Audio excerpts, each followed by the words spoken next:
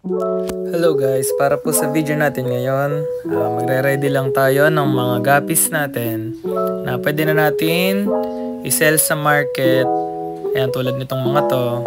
Pero syempre, siguro mga 1 month pa bago sila pwedeng ibenta.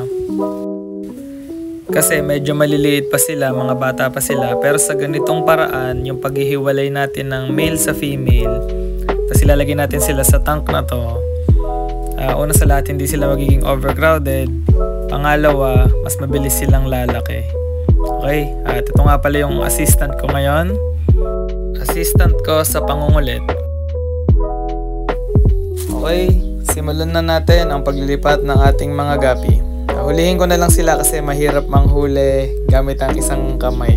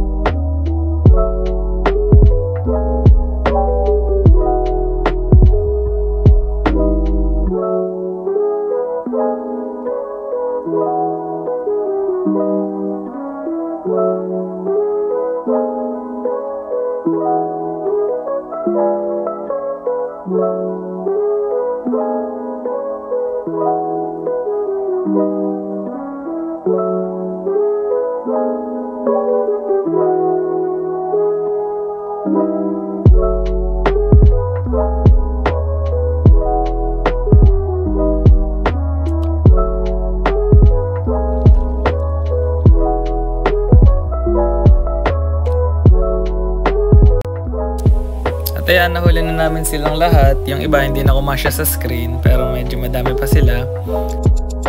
Acclimate lang natin sila ng mga 10 minutes at alpasin na din natin sila sabay-sabay. Yan, dito po sa next part, ito po yung mga close-up view para makita nyo din po na bata pa lang yung guppy namin, kinokondisyon na namin sila.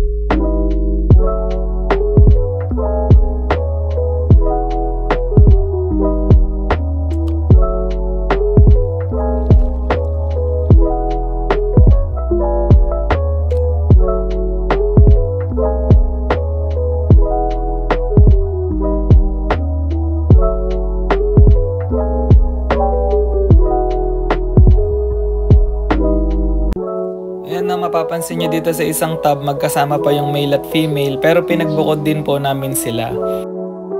Bali, ang isang tank kasi namin dito sa rack na to ay 4 gallons. Kaya ginagawa namin, maximum namin 4 to 5 guppies per tank lang. Dahil 8 pieces yung female dito, pinagbukod namin sila sa 2 tank. Dahil hindi mataas yung kompetensya sa pagkain, mas mabilis silang lalaki ngayon.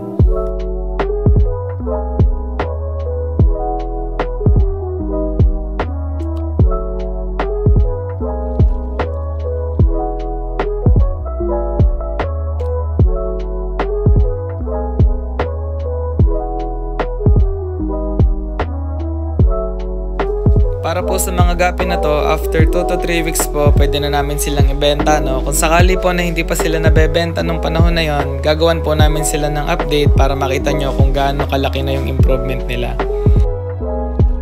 At ayun lang po no, para sa video na to. Sana nagustuhan nyo po yung fish room update namin. Medyo naging busy lang nito mga nakaraang week, kaya ngayon lang ulit kami nakapag-upload. At maraming salamat po sa mga nanonood lagi at stay safe po sa lahat. Sa susunod na video po ulit at God bless po.